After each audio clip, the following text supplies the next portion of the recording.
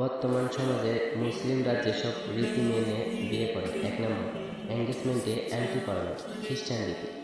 2 নম্বর, গায়ে হলুদ, হিন্দু রীতি। 3 নম্বর, যৌতুক হারাম, মানুষ বলে সামাজিক রীতি। 4 নম্বর, জাঁকজমক লাইটিং, লোক দেখানো রীতি। 5 নম্বর, 200 থেকে 300 লোক নিয়ে বরযাত্রা, শ্বশুরবাড়ির ওপর জুলুম নীতি। 6 নম্বর, বিশাল মহল্লা ধার্য করা কিন্তু অন্তরে পরিশোধের নিয়ত নেই, মুনাফিক রীতি।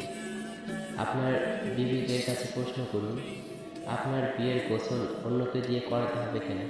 আপনি কি মরে গেছেন? গোসলের পর মেয়েকে কোলে করে আনতে হবে কেন? তার কি পা নেই? বর মুখে রুমাল দিবে কেন? লজ্জা বেশি?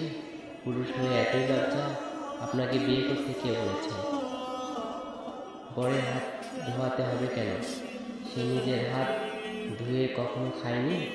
নাকি তার হাতে প্যারালাইজড? মানুষকে দাওয়াত করে টাকা নেন কেন? অভাব বেশি? তাহলে এই আয়োজনটা করতে কে বলেছে আপনাকে?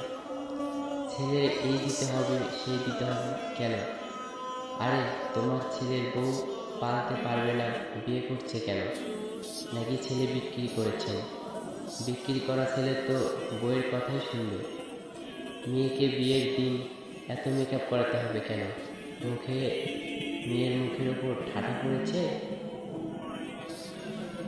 নতুন বউকে পরপুরুষ কোলে নেবে কেন?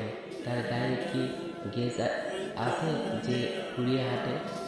দুলাভাইকে শালিকের সাথে ডলাডলি করবে কেন? নিজের বউ থাকতে শালির সাথে দুষ্টামি কেন? নাকি চরিত্রের দোষ আছে? দুলাভাইকে গেট থেকে যুবতী মেয়েরা রিসিভ করবে কেন? বাড়ি ছেলেরা কি হিজড়া হয়ে গেছে? নতুন বইয়ের রুম সাজাতে ছেলেরা কেন? মেয়েরা কি হিজড়া হয়ে গেছে? আচারগুলো আর কারো নয়, আমাদেরই তৈরি। আমরা এর নাম দিয়েছি সামাজিক রীতি। তাই আসুন আমরা সবাই মিলে এসব রীতি বিরোধ ও ফালতু সামাজিক রীতি সমাজ থেকে দূর করার প্রতিজ্ঞা করি, ইনশাআল্লাহ।